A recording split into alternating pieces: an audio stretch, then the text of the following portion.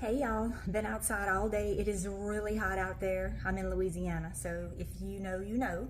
So I'm gonna come in right now. I'm gonna make a Mexican salsa, and we're just gonna ignore what may or may not be in this can, but just know that it was produced in Mexico. All right, we're gonna start with all of these ingredients.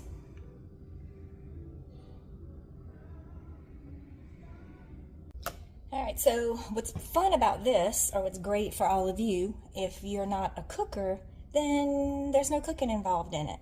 So it's pretty easy, but you do need to make it a day ahead of time. So what we're gonna do first is we're gonna zest some lime. And look, I'm gonna be simple, and I'm gonna go straight into the dish that I'm bringing out to eat the dip with. We're gonna zest some limes. And look, this is called a little microplaner, and you drag it like this and it collects the zest in it. Try not to get a lot of that white rind part. You just want this oily coating. It's so much flavor, and if you could smell this right now, it smells so good. Strong lime flavor, and nothing's gonna go to waste. We're gonna juice this lime in a minute, and I think I'm gonna probably do two with the zest. And what's awesome about the zest is it's gonna hold its flavor for a long time.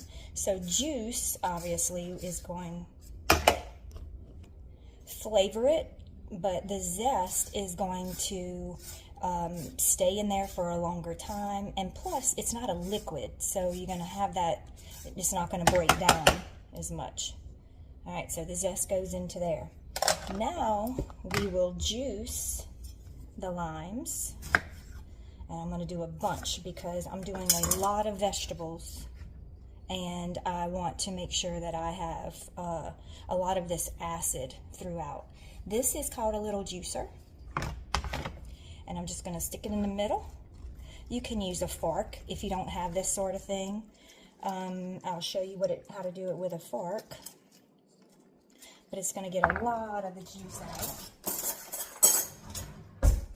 You can just stab it and just move your fork back and forth to break up the pulp, and just let your juice go into the bowl. You can use bottle lime juice. You do not have to go through all of this effort. I think it tastes a little bit better when you do it this way. I'm just going to go all in. And I bought a lot of limes, but I'm probably not going to use them all. I'm going to gauge how much I have as far as juice goes once I start chopping up all of my vegetables. Now, the reason that we do the lime juice first, or if you're doing anything that has an acid in it, we do it first because as we're cutting everything up, we want those vegetables to macerate in this liquid to help break them down. Macerate. Macerate. M-A-C-E-R-A-T-E.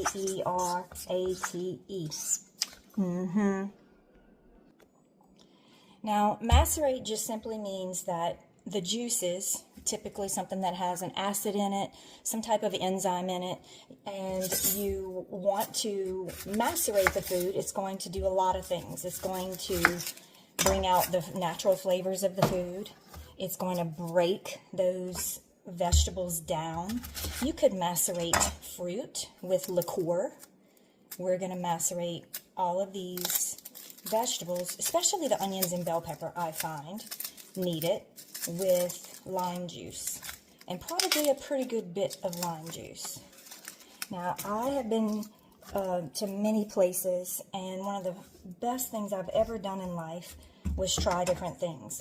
So if you're like, oh, I hate avocado, or I hate cucumbers, or I don't eat tomatoes, or whatever, this dip is very mild in the sense that you don't taste one very stand-outish specific ingredient. So don't be afraid to try different things. And look, if you absolutely hate it, just pick out the pieces that you don't want to eat, or don't eat it at all. But we're going to start off with a purple onion, or a red onion, chopped up, and I may cry. Whew. this onion is strong. Like, there's a lot of things that the internet tells you. I'm crying. A lot of things the internet tells you about preventing this. You can refrigerate your onion. This onion came out of the refrigerator, so that's not a good thing. You can chop it with something in your mouth, like an ice cube, or you can chew gum while you chop it up. You can do lots of different tips like that to keep your eyes from watering.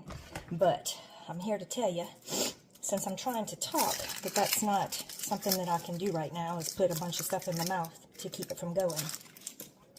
So I'm just gonna cry, even though I have nothing to cry about.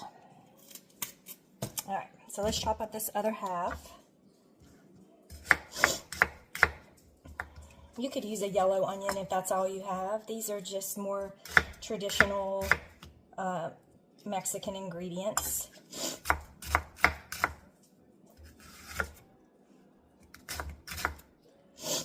And I'm sniffling now. We want these to be little tiny, tiny pieces, because when you're eating this dip, you're going to be using scoops or things like that. And we want you to have a little bit of every ingredient in each bite. So the smaller you chop everything, the more distributed they will be in your dip. So we're going to get those into our bowl so they can start to macerate. Give it a little coating. And I'm definitely going to add more lime juice as we go, just to cover up the vegetables. Alright, so for now, there's our onion.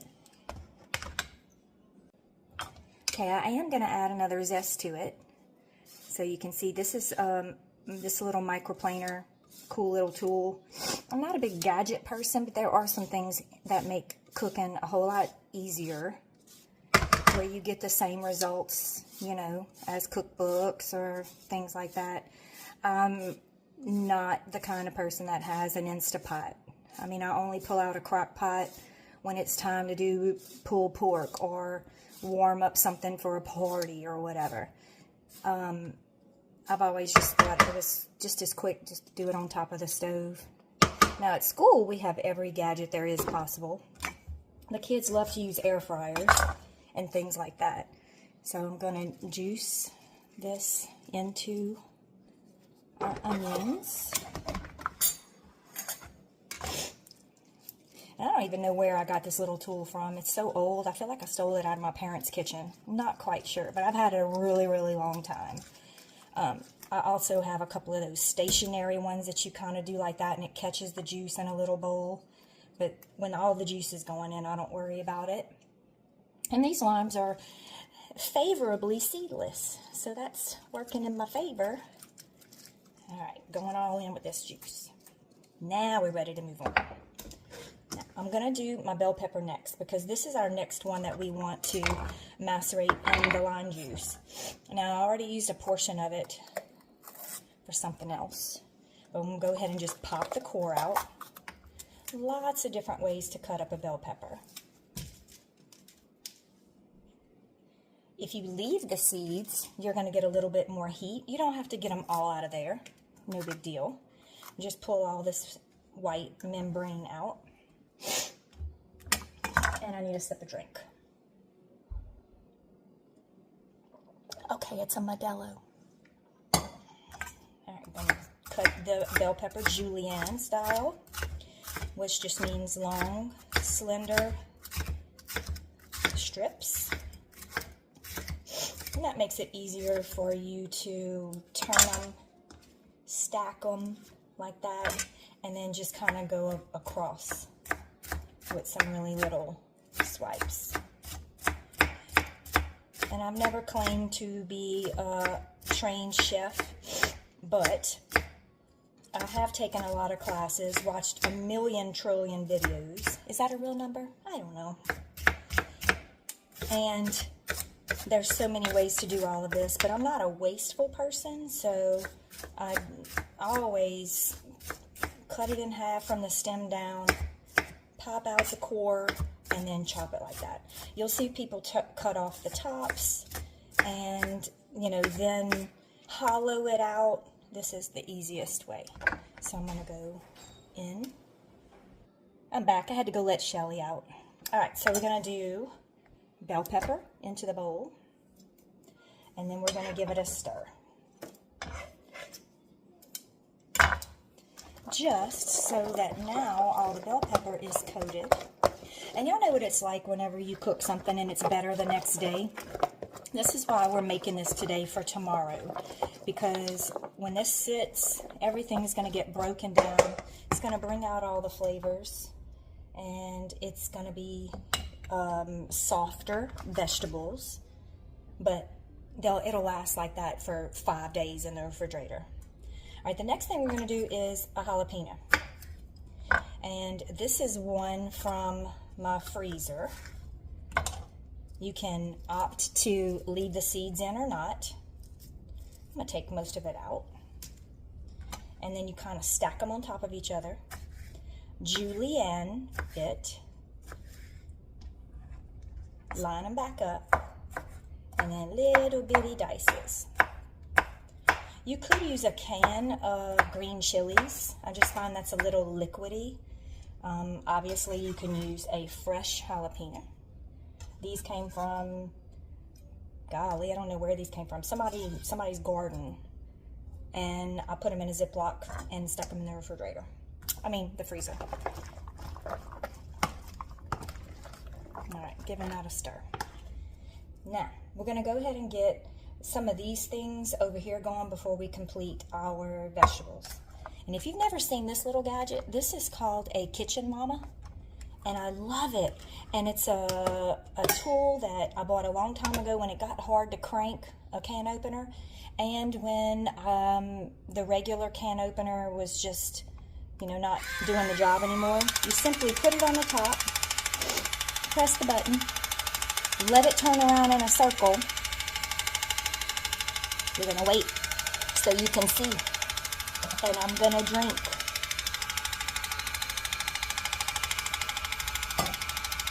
You can kind of hear it when it makes its way all the way back around. It changes the noise. And then you press the back side of the button.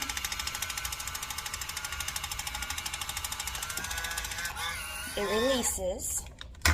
And it's one of those no-cut type things. All right, we do want to drain our Southwest corn. We're not going to rinse it. We're just going to drain it very well. And then we're going to open a regular can of Summer Crisp sweet corn. Just because I had it in the pantry, not because I would use 2 of these if I had it. Let it go around. And then we're going to open our beans. And we're going to rinse these under cold water. Okay, now we're going to start with the avocados. These things are huge, as you can see, and they're so tender, they're going to be perfect. First thing we're going to do is cut them.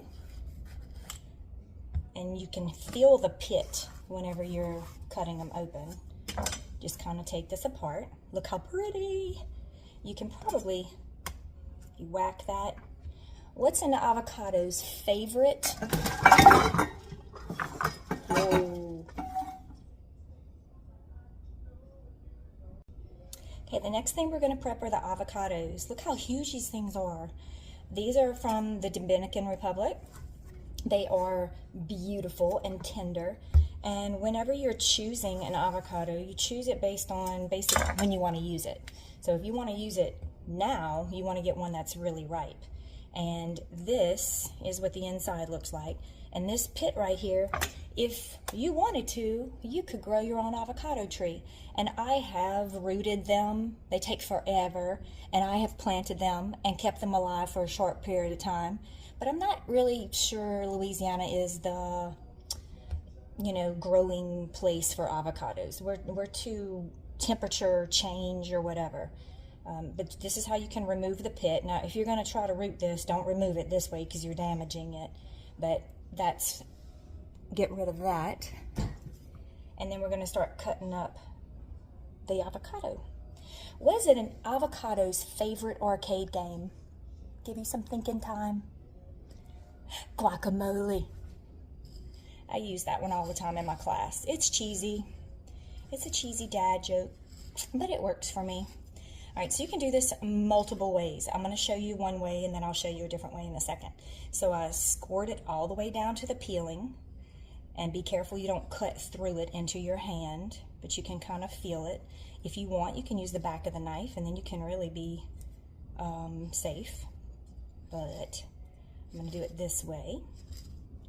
And then this is going to secure that when all my pieces come out, they come out, in a sense, already diced. And you got to like that. So just kind of take your spoon. Don't do that. And you want to go in and scrape it. And then look, you have all these little pieces already prepped for you. Avocados bruise. So it's called enzymatic browning. So when oxygen hits it, they turn brown. But some ways to prevent that from happening is by using an acid. And we are already using lime juice. And so that's going to keep them, if we have enough lime juice covering them, keep them from turning brown. At least for a couple of days. So there's one. Now this one I'll show you that way. We're going to take the spoon and kind of insert it and work our way around the skin. And then once we get it out of its peeling, if you're weary about cutting this in your hand like I did, you can just put it onto your cutting board like so. And then cut it.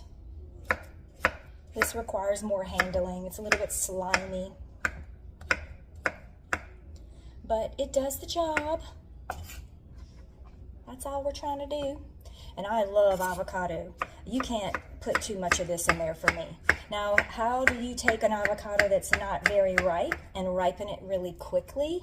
And I say really quickly, like overnight. You can trap the avocados in something enclosed.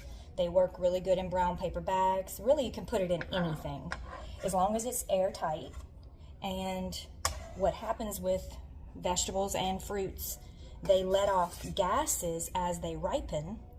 And then when the gases are trapped in this bag or container, they ripen your food very quickly. So that's an option. But your best option is to get one that's already ripe. Okay, I've already cut the other avocado. I'm putting it in the bowl now. And look, avocado is very buttery, but if you get a really good ripe one, it's got a lot of flavor in it, and they're very healthy for you. If you don't like it plain like this, shoot, I can get an avocado and I'll sprinkle some salt in it and eat it with a spoon. I do that all the time. But in here, it's just going to give a creaminess to it. It's not going to be a huge standout, standalone flavor. And that's what I like about this dip. All right, so let's move on. I'm going to throw the beans in it. They are rinsed and very well drained. And then I'm going to do my cucumber. All right, so this is an English cucumber. And what I like about English cucumbers, let me wash my fingers,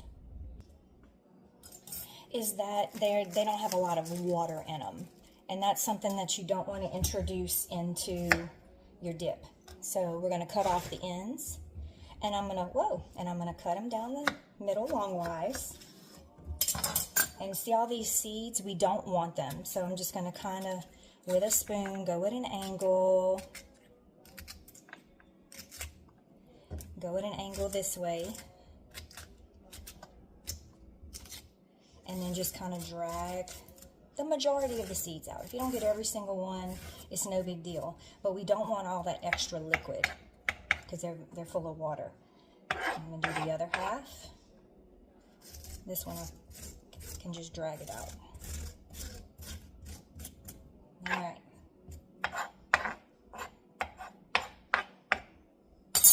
This gives a nice crisp to your dip.